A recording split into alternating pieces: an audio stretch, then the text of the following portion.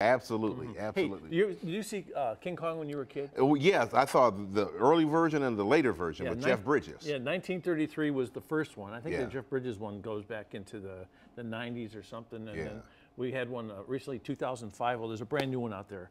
It's called Kong Skull Island. He's a little bit badder, right? I gotta tell you, this is a good one. If you like any of the King Kong movies at all, or you're on the edge, check this out. You're gonna dig it.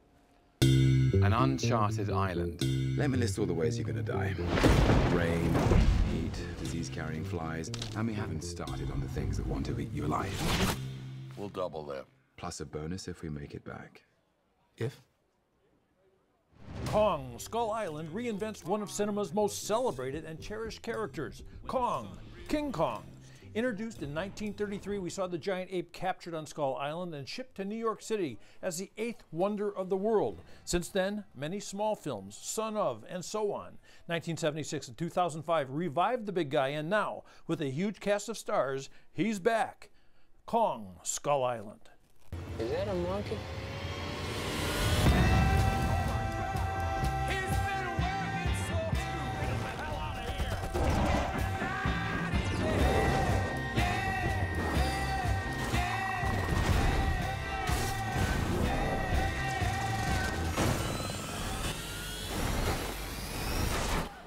Of course Samuel L. Jackson is in it. He's in every movie, almost. I like it because I went to see it when I was a kid, and it was a great story, and it was an adventure, but it was in the city, you know, and he was on buildings that I could recognize and swatting down planes, and he had a little bitty woman in his hand. And it was high adventure for us. So when I had an opportunity to do it, it was like, okay, this should be fun, especially if we're going to be in a place that's his origin. So it combines a lot of the elements that, you know, kids like. It's a high adventure story in a jungle, in an unknown place with, you know, not just Kong, but other things that might kill you. So it was kind of, you know, tempting to get in there and do that. And for just the right amount of weird, John C. Reilly emerges from a time capsule. That's Kong. He's God on the island. We don't belong here. But the devils live below us. I call them skull crawlers. Why? Because it sounds neat. Okay. Look, I just made that name up. I'm trying to scare you. I'm fine calling them that. Are you cool with it? Yeah, that seems like I that like seems the like name. Once I really started to get into the script, I realized like this is a fascinating character. Like it's, how often do you get to play someone who like pops out of a time capsule of 28 years and doesn't know what else has gone on in the rest of the world? So yeah, Hank Marlowe is a really amazing character for that, because if you think he's been on Skull Island for about 28 years.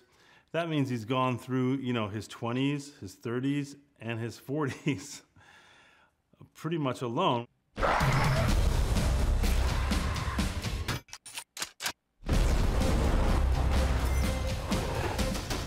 They're going the extra mile with this one to really give us some dazzling visual imagery. And from what I've seen, it really is something to behold.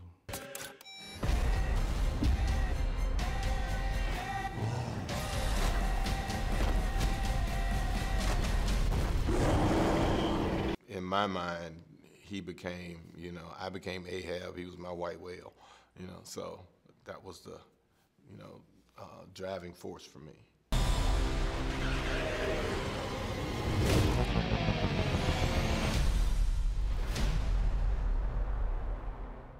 I gotta tell you, the effects are great, the music is really good, and of course there's no romance between Brie Larson and King Kong. I think that makes a lot more sense than some of the ones we saw in the past.